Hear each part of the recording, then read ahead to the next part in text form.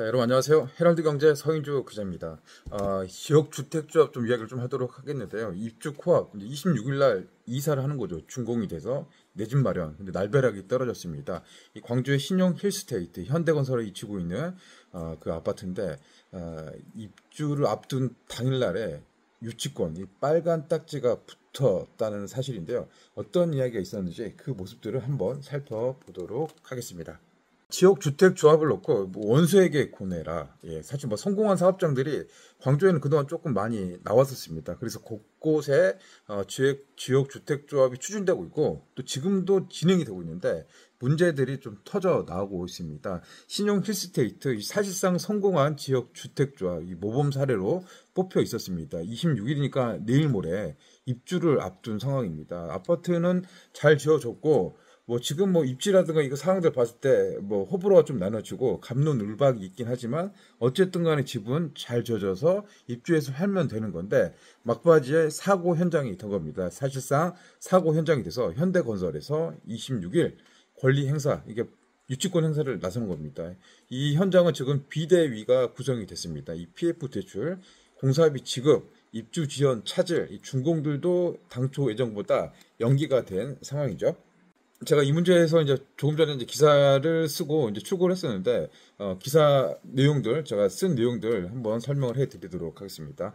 자, 현대건설이 광주 시공 중인 지역주택조합, 이제 신용 힐스테이트라고 합니다. 26일 유치권이 행사될 예정입니다. 유치권 행사라는 거는 구청들하고 지금 이미 협의도 들어간 거고, 조합 측으로도 수차례 공문이라든가 내용 증명이 이제 들어간 상태에서 이제 내일 모레 들어가는 겁니다. 일단은 출구가 봉쇄되고 사무실이 통제가 되고 바리케이트가 만들어지고 아파트 벽면에 대형 이 붉은색 현수막들이 막 붙어질 겁니다. 요즘 뭐 부동산 경기 안 좋으면 지역 뭐 사고 현장 곳곳에서 유치권 행사 현수막들 계속 붙기 시작하는데 이 대기업 현대건설이 지금 집이 다 지어진 상태에서 유치권 짓고 재산항까지 하는 거는 거의 이제 찾아보기 힘든 좀 이례적인 현상으로 보여집니다. 통상 이 지역주택조합이 완공되기 전에 유치권이 붙여지고 일부 사례이긴 하지만 좀 나쁜 뜻으로 품으면 이 이제 시공사들이 유치권을 붙여가지고 법원에 뭐 경매라든가 공매를 통해서 시가보다 저렴한 가격, 뭐 절반값 반토막에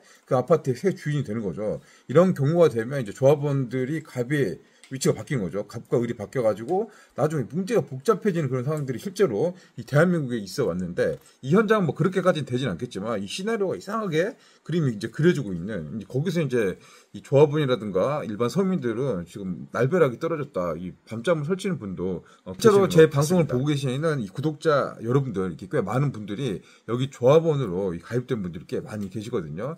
지금 집을 다 팔아서 이사를 가려고 이제 준비를 해놨는데 이게 이제 언제 입주가 될지 준공이 언제 떨어질지 어떻게 될지 모르니까 되게 난감하고 갑갑하고 답답한 그런 상황인 겁니다. 자, 이제 현대건설에서는 법무팀이 있잖아요. 본사에 법무팀이 있는데 이런 것들을 많이 이제 다뤄봤죠. 현장에 여기만 있는 게 아니라 이곳저곳 이제 많이 있으니까 유치권 행사에 대한 이 검토를 마치고 뭐 법적으로 보면 현대건설이 뭐 공사비 받는 건 당연하잖아요. 이거 지연되니까 나가면 거의 현대건설 이길 수밖에 없는 시공사가 그냥 뭐 승기를 잡는 상황에서 뭐 그냥 법적으로 이제 밀어붙이는 그런 상황입니다.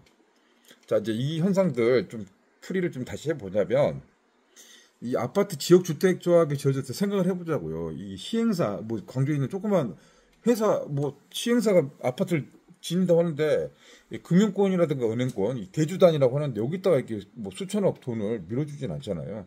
현대건설 보고 이 브랜드를 보고 이 사업성을 보고 이 아파트 PF 대출을 해주는 겁니다. 그러니까 PF 대출, 현대건설, 공사비, 뭐 공사비 최근 많이 올랐잖아요. 근데 그 돈을 못 받으면 회사 입장에서는 이거 뭐 손해 보는 거죠. 뭐 공사 소장들 관계자 다 잘리는 거잖아요. 법적 장치를 마련해 둔 게 이제 유치권 행사라는 건데요. 그동안 뭐 추가 분담금 뭐 논쟁 뭐 있었어요. 사실 이런 것들 추가 분담금들은 뭐 여러 현장에서도 있어 왔던 일인데 사실상 그렇게 잘 그냥 마무리가 될 것처럼 그렇게 지금 계속 해오다가 이게 문제가 터졌고 결국에는 이 비상대책위원회 이제 일종 비대위가 만들어진 겁니다. 이 8천만 원 가량의 추가 분담금, 국공유지 또 매입 문제 이게 좀 복잡한 상황이 같아요. 이 조합에 대한 신뢰가 뚝 떨어져서 이 조합장 해임이 결성됐다고 합니다. 이 와중에서는 이제 업무 대행사, 분양 대행사, 이것도 뭐 친인척 가족들이다라는 이제 그런 이제 조합원 사이 이제 이야기도 나오고 있었습니다. 그래서 오늘 28일이니까 이 다음 주 총회를 해요. 비대위 총회를 하는데 이미 조합장은 해임을 결의를 했었고요.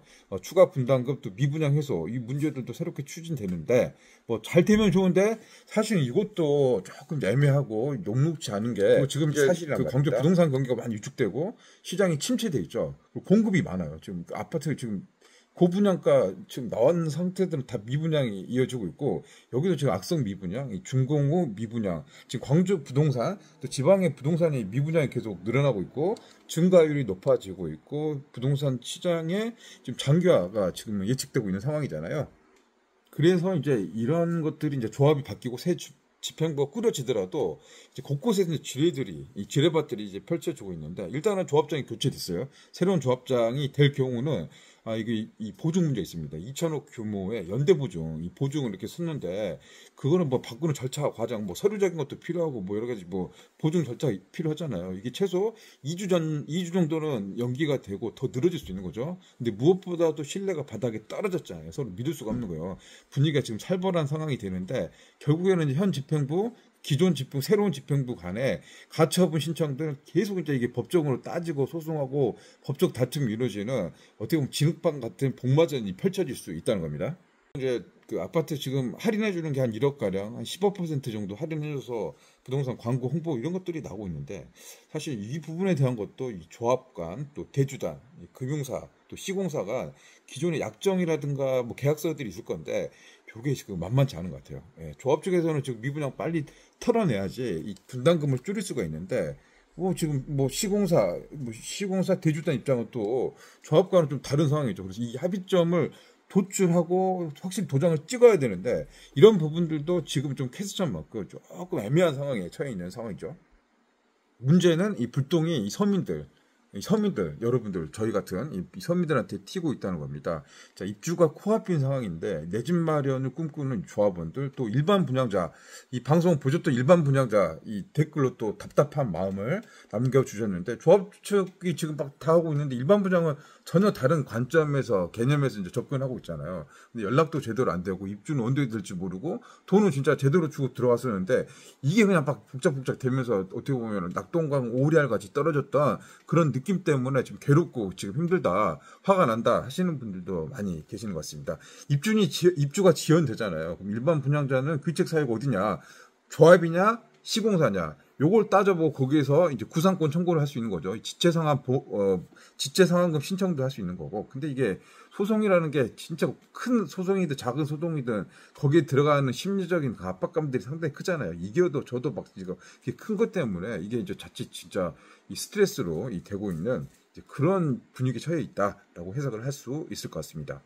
이런 이제 지역 주택 조합을 비롯해서 이제 뭐 아파트를 짓고 이 대규모 도시개발 건설 사업을 하는 데 있어가지고 뭐 가장 기준은 뭐 도급 계약서 그리고 PF 약정서 이 법에 규정된 그 서류에 따져서 되잖아요. 이제 대금 회수하는 거죠. 이제 돈 투자했으면 다 돈 벌려고 하는 거잖아요.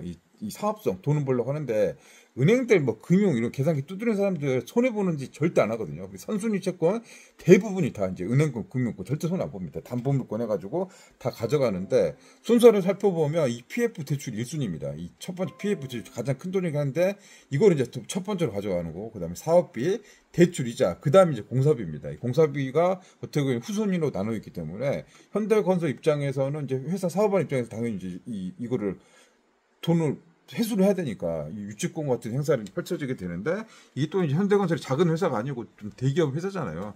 뭐 사회적인 뭐 책임이라든가 뭐 그런 부분들도 필요하잖아요. 기회의 사회적인 뭐 역할들도 필요하기 때문에 이 문제가 이제 여러 측면에서 여러 해석들, 관측들로 이제 분류가 되고 있습니다. 아무튼 중요한 거는 비대위가 오는 28일이니까 여기 김대중 컨벤션 센터에서 임시총회를 하는데 이 안대로 통과가 되든 통과가 안 되든 문제는 확산될 조짐인 것 같은데 아무튼 이 내 집 마련이고 지금 경기가 안 좋은데 이런 소식 터졌다는 소리는 우리 지역 경제, 지역 부동산으로 봤을 때도 안 좋은 사실이잖아요. 원만하게 잘 합의점이 좀 도출되기를 바라는 마음으로 이 방송을 마치도록 하겠습니다. 자, 일요일 시간인데 여기까지 끝까지 다 시청해 주신 여러분께 감사의 말씀드립니다. 구독과 좋아요 한 번 더 부탁드립니다. 그럼 다음 시간에 저는 또 뵙도록 하겠습니다. 고맙습니다, 여러분.